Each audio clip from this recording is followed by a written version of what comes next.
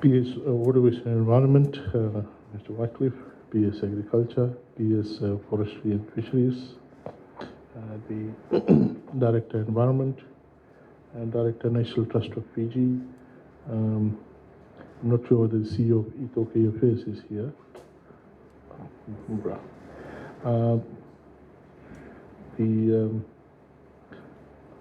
Our guest speaker, Mr. Victor Bonato of the Coral Reef Ecologists, representatives from the industry, private sector and NGOs, senior government officers, ladies and gentlemen, Bulavinaka to you all. Ladies and gentlemen, I'm delighted to join you all this afternoon to officiate the first meeting of CITES, which is a convention on trade of the endangered species of wild fauna and flora. Ladies and gentlemen, I see the role played by the management authority, which is yourself, a very critical one if we are to protect the flora and fauna that is endangered. Critical in the sense that it plays a key role in both constructively facilitating the legitimate trade through granting permits and certificates under the terms of the convention, while ensuring that the endangered species are protected through the legislative means. So it is this particular committee, the management authority of CITES, who will be making the final decision on allowing or not allowing, or allowing under what circumstances, under what conditions. You as members of the Management Authority act also as ambassadors of Fiji in combating the trade of restricted flora and fauna through illegal means. You are the enlightened ones. You must at all times conduct yourself in national interest. I do hope that you will also understand your fiduciary duty. While you curb and negate the efforts and effects of illegal trade, please be aware that your action to speak into the economy of our nation, you must be swift to act while facilitating business decisions, while showing the same diligence in stopping illegal activities or actions leading to the same. You will be contacted by people in the industry to influence the decision, but you must ensure that you rise above, and as a member of the management authority, you understand your fiduciary duty and what is your national responsibility. You also bear the responsibility to educate the industry and trade people and raise a strong awareness on the appropriate laws and the need for them to follow the regulations put in place by government.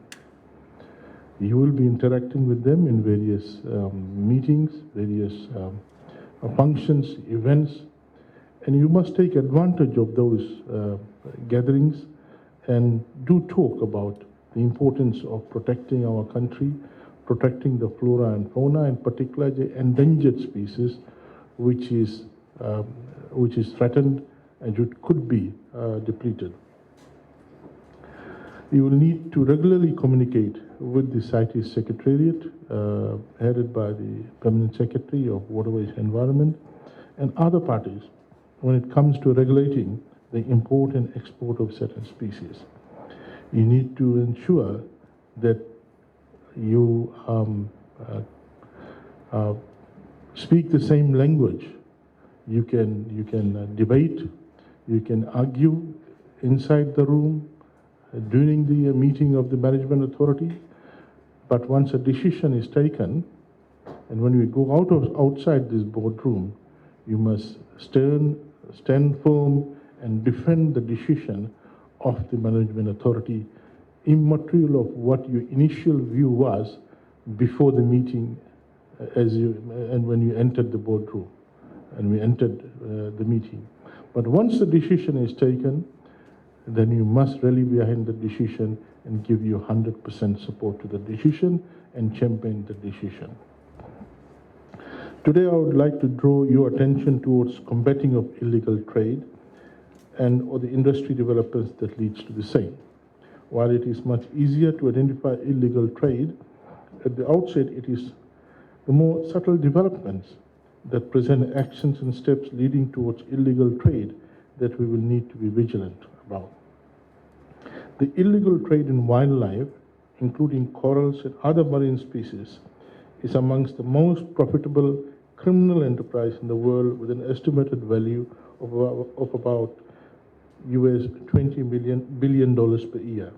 The illegal trade in wildlife involves millions of plants and animal species and is ranked alongside the illegal trades in arms, drugs, and humans.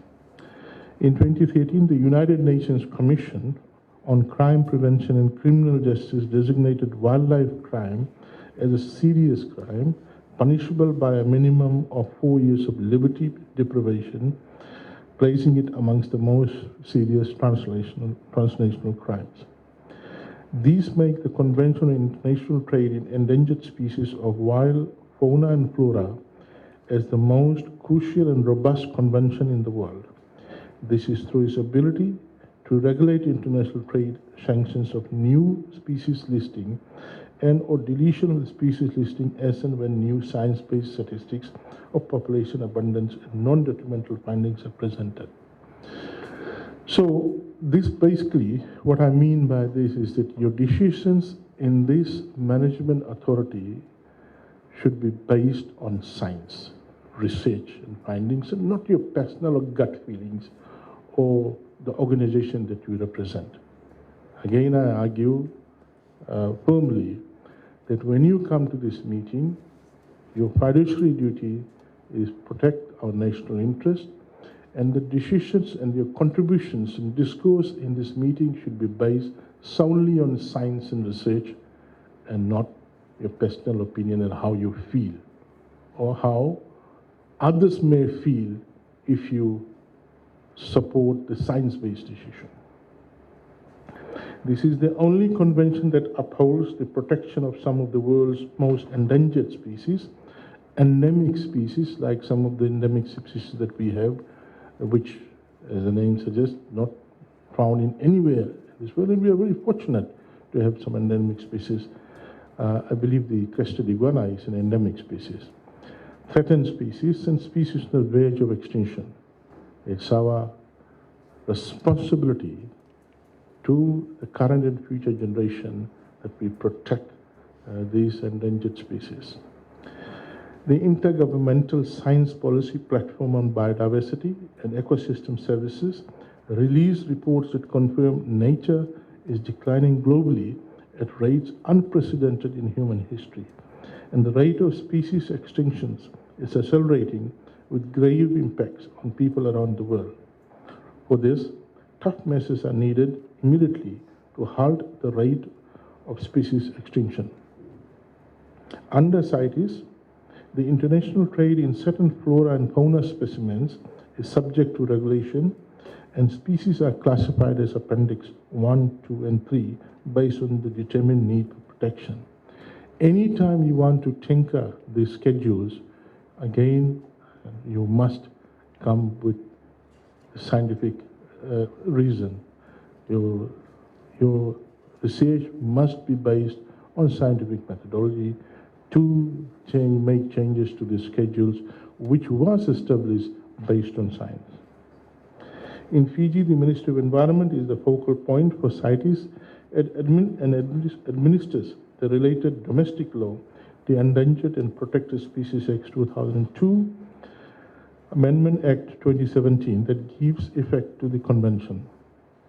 The Endangered and Protected Species Act 2002 not only regulates CITES listed species, but also regulates trade of species, both terrestrial and marine, that are indigenous to Fiji. To administer the technicalities of CITES in Fiji, the Endangered and Protected Species Act 2002 establishes the Fiji CITES Management Authority with an important legislative role to advise government on its obligations under the CITES, to advise and liaise with the CITES Secretariat which is the Ministry of Environment, and to advise the Minister on any actions to implement or enforce and the obligations under CITES. As a member of the Fiji CITES Management Authority, each of you play a very vital role in determining the future of Fiji's wild flora and fauna and the level of protection that we should accord to our vulnerable species, ensuring some of these species do not become extinct and that they survive and continue to play the important role they play.